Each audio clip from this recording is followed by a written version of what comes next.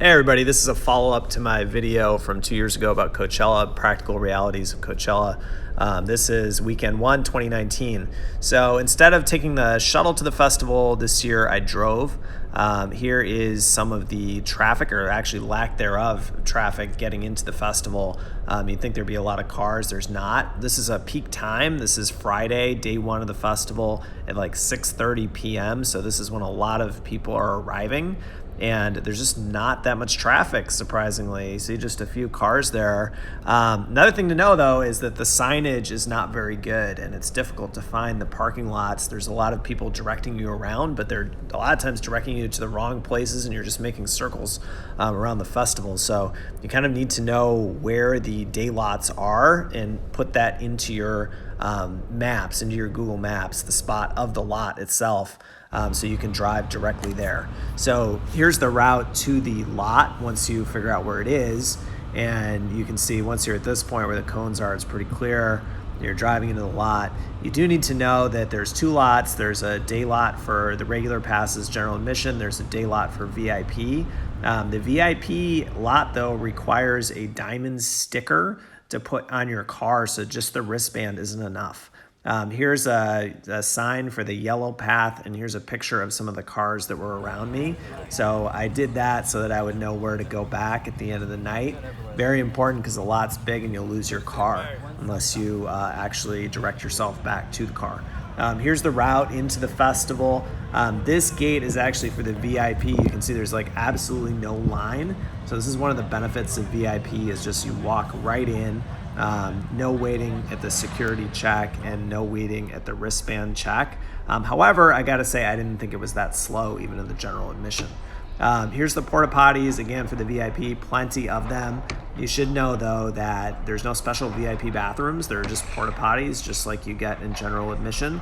There's just more of them, and therefore you're not waiting in line. But again, I didn't think the lines were that excessive in general admission, so limited benefit there. A lot of folks are worried about getting to Coachella too late. Don't worry about that. This is 3:30 in the afternoon on Saturday, and there's like nobody there. Look at this. Like the field is totally empty. So people party late the night before, and they don't show up to the festival until typically around like 4:30 in the afternoon, even 5 o'clock. So unless there's a set you really want to see, I just wouldn't worry about like that you're going to miss something, even though it starts at 12:30, I wouldn't worry about missing anything between like 12:30 and 4, again, unless there's a special band that you want to see. This is car camping. If you wonder about that, it's actually a really cool spot. You can see how many people do it. There's thousands and thousands of cars and tents out there. It stretches as far as the eye can see. It's sort of a big party. I mean, when you walk around the car camping, there's not like people partying everywhere, but there are folks playing beer pong and hanging out. So you can kind of play it either way, either as a party or just like a place to park and sleep. Here's the view from the top of the Ferris wheel, and it sort of gives you a shot of how many people are at Coachella. It's absolutely huge, but it also doesn't feel too crowded because the space is so big. This is Griffin's performance, and this is right before the performance is going to start. And I put this clip in so you could sort of see what the crowd is like, the demographic. Very young, trending for this show. Every artist has kind of a different demographic. But Griffin draws a younger crowd. And people are just milling around and kind of hanging out in their groups and talking, getting pumped up for the set. So I just want to give you this shot so you could sort of see the energy and what things look like before the music actually starts, which is going to be in the next clip. You're going to see some of the stages of the Griffin show. And I put in some different stages so you can sort of see the energy at the moment that the set starts and how it sort of wanes during the set and then comes back strong at the end. So I'm going to stop narration for the video, the actual set, so that you can hear the music and you can see what it's like to actually be down there in the pit and around these people during the show.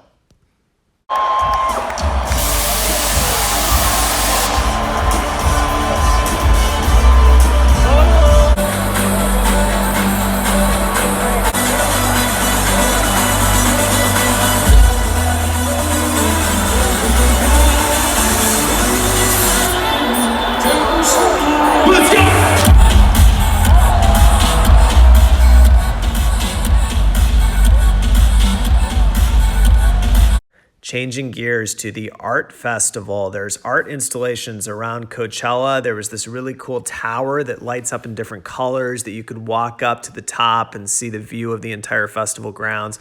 Also cool to see from outside. There were also these figures that were all around the field that were cool to see. There were astronauts and various other things. So the art's pretty cool at Coachella. Check it out. Going on to the next clip, you're going to see the performance of Churches, one of my favorite bands. And they just absolutely killed it. Again, I want you to watch the energy and the demographic. The crowd is different from Griffin. It's a little bit older, a little more male, but it's also the people get really amped up. And like you saw in Griffin, the energy sort of rises and falls. I thought Churches put on a great performance, so no narration. Here we go.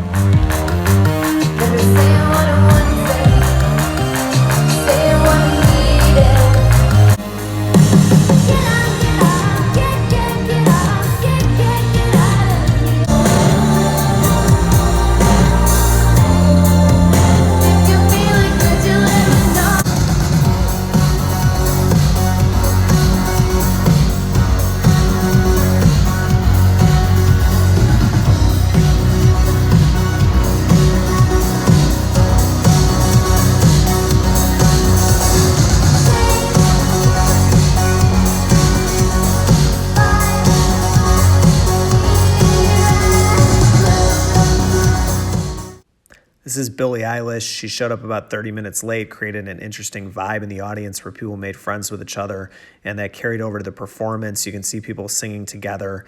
Generally just a great audience. This was like a younger, more female demographic.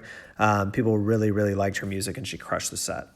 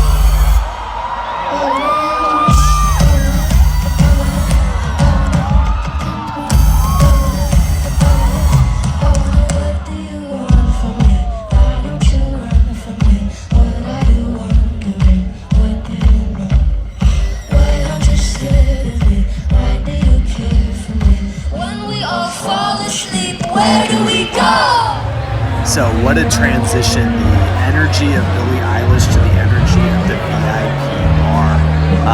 Here you can see the VIP section. It is like LA, full-on LA club scene, high-end bar. It's older, it's a meat market. It's a lot of sort of a look at me kind of vibe, high fashion. Felt like a lot of the cool kids at high school were here. Not to say that it's bad, it's just different. I mean, if you want to come to Coachella for more of that kind of like a nightclub experience, I highly recommend the VIP area. It's also a nice perk. I mean, if you have the money, you can go out in the general admission, experience the crowd and the energy out there in the actual sets, and then you can come and you can go to a bar in the VIP, which is the best of both worlds. But it's definitely not something overall that I think I would do again for the money. So $1,000 for VIP, $500 for GA. You're basically paying an extra $500 to go to an LA bar.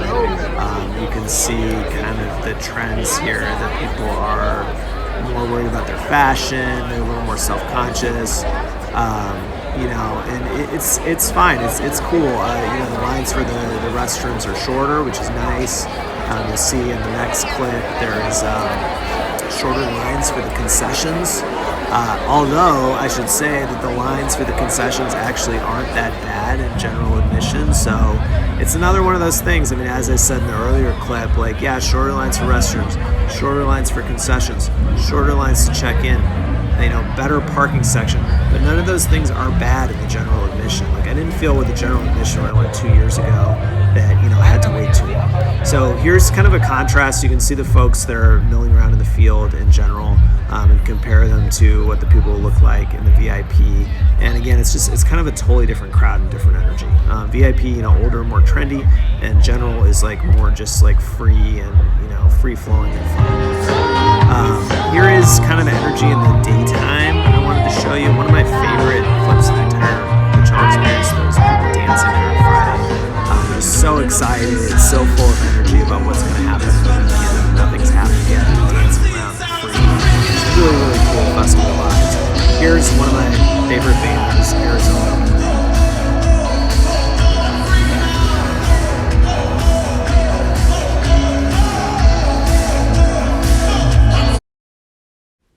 Okay, so guest appearances, very cool aspect of the first weekend. You don't know who's going to come out. Churches here brings up Marshmello, which was really, really cool. The first night, DJ Snake brought up Cardi B and Selena Gomez. People were talking about that as being absolutely amazing.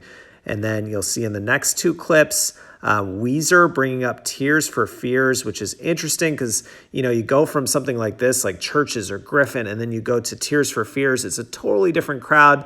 Like, this is music that was super popular in the 80s, amazing band, completely different energy, completely different crowd, completely different guests. So it's just cool to see. And then you'll also see in a later clip, In Sync coming up with Selena Gomez, which was just awesome coming back together. So here we go.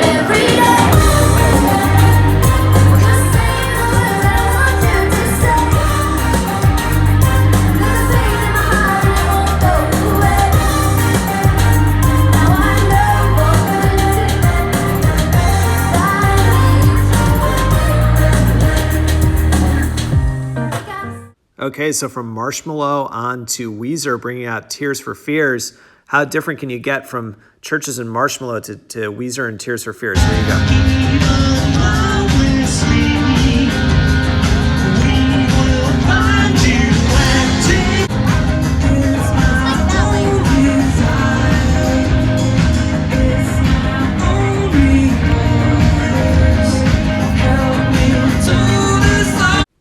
Okay, moving on to Ariana Grande bringing out In Sync. And who would have thought that was going to happen? Here they come.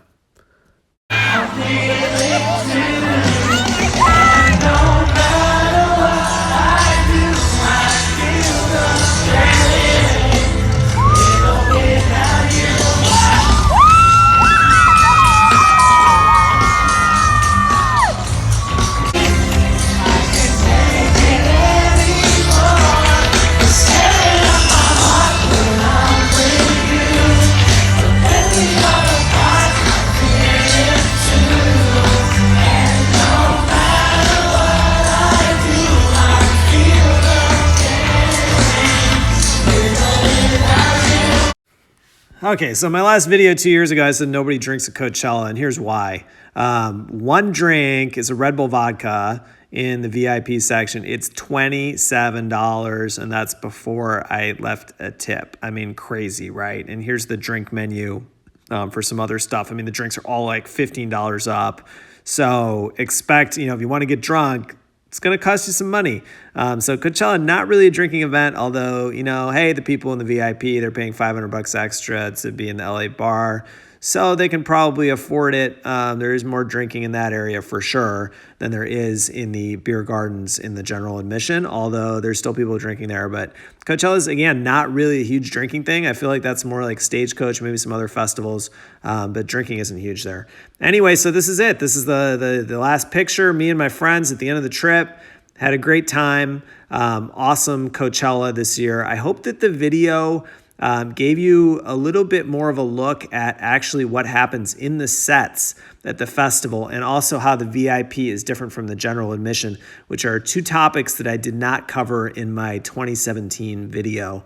So I hope between those two videos, you really have a feel for the festival. I tried to address the comments that were made in response to the video from 2 years ago about, here's some general stuff about the people walking around and the parking and things like that, but you didn't give us a feel for what it's like to be at the festival and to be in the set and what the energy is like. So I tried to capture some different sets sets that had different demographics and different energies, higher energy, lower energy, different styles of music. Hopefully you liked it. Let me know what you think in the comments, and I hope to make some videos of other festivals as well. Okay, see you later, and enjoy weekend 2 if you're going.